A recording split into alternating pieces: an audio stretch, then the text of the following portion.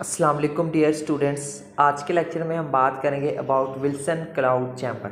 Students, सबसे पहले हम विल्सन क्लाउड चैम्बर की डेफिनेशन देखेंगे, फिर इसका प्रिंसिपल, इसकी कंस्ट्रक्शन, सर्किट डायग्राम और इसकी वर्किंग को भी डिस्कस करेंगे। तो शुरू करते हैं इसकी डेफिनेशन के साथ। The device which shows visible path of ionizing particles is called Wilson cloud chamber. Wilson cloud chamber हमारे पास एक ऐसी डिवाइस होती है जो कि किसी भी आयोनाइजिंग पार्टिकल्स के पाथ को विजिबल करती है। ठीक है, प्रिंसिपल को देखते हैं अब इसके। यहाँ पे जो इसका जो प्रिंसिपल है ये देखते हैं हमें क्या बताता है। The super saturated vapours condense more easily on dust or ions. ठीक है, जो सुपर हीटेड वेपर्स होते हैं वो क्या होते हैं, वो हमारे पास ज़्यादा आसानी के साथ डस्ट या आयंस के ऊपर कंडेंस हो जाते हैं। ये इसका प्रिंसिपल है। कंस्ट्रक्शन की अगर हम बात करें तो वो क्या है, the Wilson cloud chamber consist of a cylindrical gas chamber. जो विल्सन क्लाउड चैम्बर है वो एक हमारे पास एक सिलेंड्रिकल ग्लास चैम्बर के ऊपर कंसिस्ट करता है, closed at the upper end by a movable piston, जिसके अपर एंड को भी क्लोज किया जाता है एक मूवेबल पिस्टन के साथ।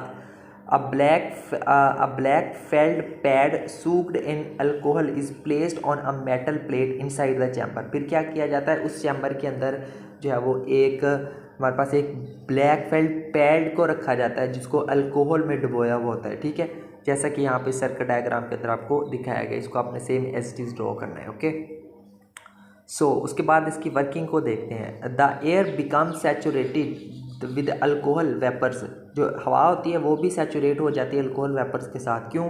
Because a black felt pad soaked in alcohol is placed on a metal plate inside the chamber. क्योंकि उस चैम्बर के अंदर मेटल प्लेट के ऊपर एक जो है वो उसको ब्लैक फेल्ट पैड को रखा जाता है जो कि अल्कोहल में भीगा हुआ होता है। आगे देखें यहाँ पे द चैम्बर, यहाँ से देखें, a rapid adiabatic expansion is produce. से क्या होता है, फिर एक तेज़ी के साथ एक एडियाबैटिक एक्सपेंशन प्रोड्यूस होती है। कब? व्हेन पिस्टन इज पुल, जैसे उस पिस्टन को पुल किया जाता है। The chamber has a leather washer to remove air. जब चैम्बर के पास एक लेदर वाशर होता है उस एयर को रिमूव करने के लिए। The sudden cooling resulted from adiabatic expansion. जो बिल्कुल सडनली कूलिंग होती है वो किसकी वजह से होती है? एडियाबैटिक एक्सपेंशन की वजह से होती है। क्यों?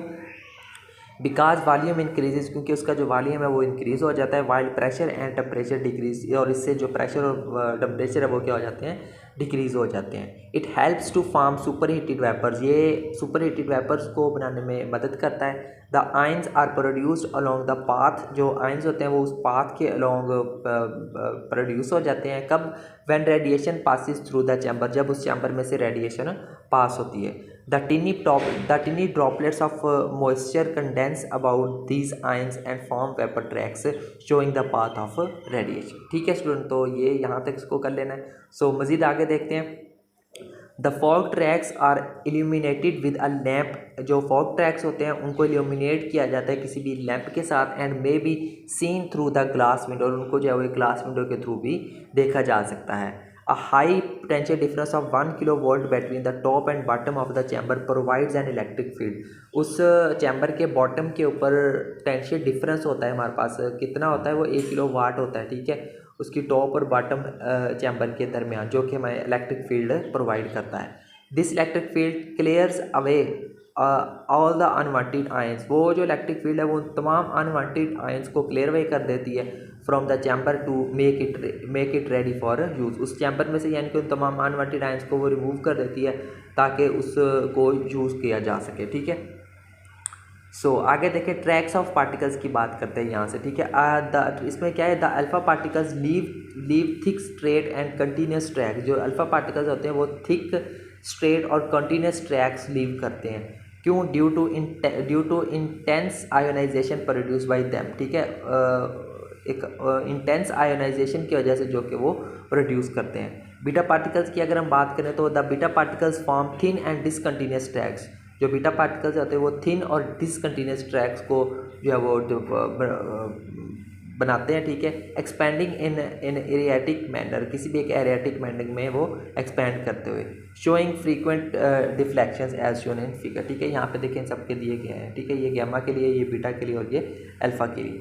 गैमा की अगर हम बात करें तो गैमा अब rays leave no definite track. जो गैमा रेज होती हैं वो कोई ख़ास कोई डेफिनेट ट्रैक लीव नहीं करती हैं अलॉन्ग देयर पाथ। ठीक है, जैसा कि यहाँ पे देखिए शो फिगर में भी दिखाया गया, the length of the cloud tracks has been found proportional to the energy of the incident particle. अब इस ये जो क्लाउड से बना इसकी जो लेंथ है वो डायरेक्टली प्रोपोर्शनल होती है उस पार्टिकल की, इंसिडेंट पार्टिकल की एनर्जी के। ठीक है, तो ये इनके कुछ ट्रैक्स हैं, हमने उनको भी डिस्कस किए।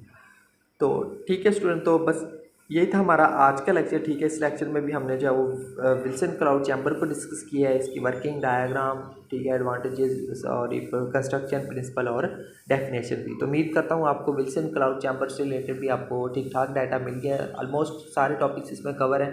तो मिलते हैं नेक्स्ट लेक्चर में किसी और टॉपिक के साथ। तब तक के लिए टेक केयर एंड अल्लाह हाफिज़।